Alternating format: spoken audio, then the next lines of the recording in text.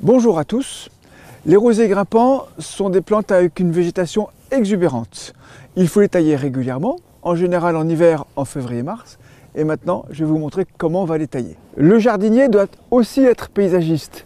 Le challenge dans cette situation où nous avons un mur végétal composé par une grosse haie de cyprès de Leyland, une clôture très présente, c'était d'animer ce coin de jardin.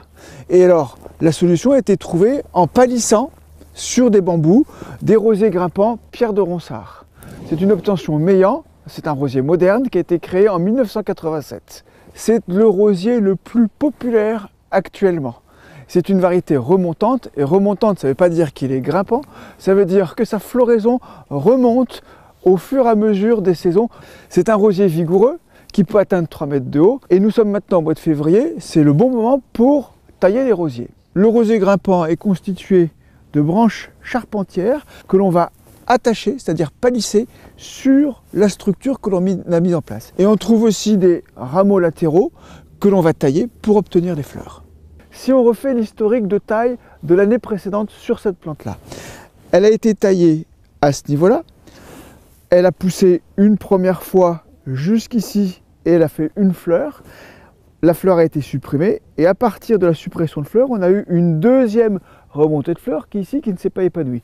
Mais là, vous voyez, on a un rameau qui est beaucoup trop long par rapport à l'axe de la plante. Donc le principe de la taille pour ce rosier grimpant et pour tous les rosiers grimpants, ce sera de rapprocher la plante de son axe. Et on va tailler ici à 2 yeux. 2 yeux, ça veut dire qu'on va laisser que 2 yeux apparents. Vous voyez ici, 2 yeux, 2 yeux. Et je vous rappelle qu'un œil, c'est un bourgeon. Ici, j'ai un œil. Là, j'ai un deuxième œil. Et donc là, ce sera mon point de coupe. Ici, clac. Un œil, 2 yeux.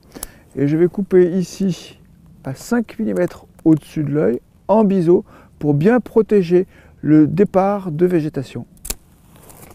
Je vais détacher d'abord la plante pour pouvoir la réorganiser. Ici. Ma première charpentière, elle suit mon premier bambou, elle est bien attachée et ensuite de quoi elle est palissée à l'horizontale sur le premier fil de fer, donc c'est mon premier étage. Et à l'horizontale, ça va me permettre d'avoir un ralentissement de la sève et favoriser la mise à fleur. La deuxième charpentière, ici j'ai un bois sec qu'il faut que je supprime. Ici j'ai une coursonne qui est bonne, je supprime les bois secs ici, toujours. Je garde donc ma coursonne qui est bonne. Ici, j'ai un bois sec que je supprime. Donc, ma charpentière, elle suit le deuxième bambou. Et ensuite, de la même manière, elle est arquée et palissée à l'horizontale sur le deuxième fil de fer. Là, ici, j'ai coupé à 2 yeux. Là, ici, j'ai coupé à 2 yeux. Là, ici, j'ai coupé à 2 yeux. Donc, je supprime la brindille. Hop, ici. Et là, maintenant, je coupe à 2 yeux. Et ça, ce qu'il me reste de cette longueur-là, c'est une coursonne.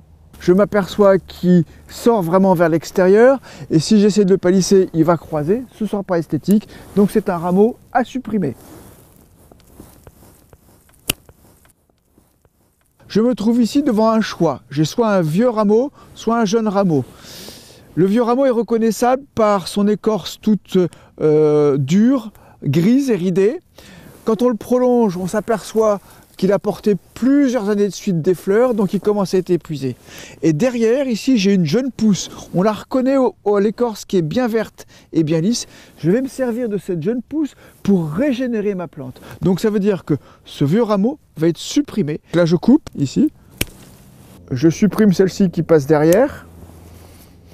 Ça, c'est sec. Je supprime. Toujours à 2 yeux. Ici, je garde un et je supprime ici. Je me suis arrêté là pour être à la hauteur du deuxième étage de fil et surtout pour redonner un peu de vigueur à cette charpentière. Là, je supprime le plus vieux et je garde le plus jeune.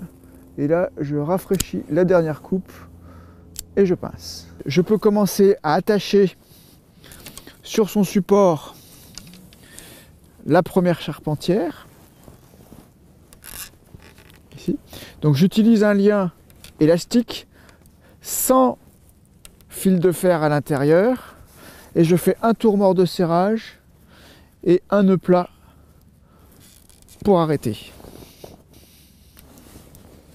Le secret, c'est que la plante, elle doit bien suivre le tuteur.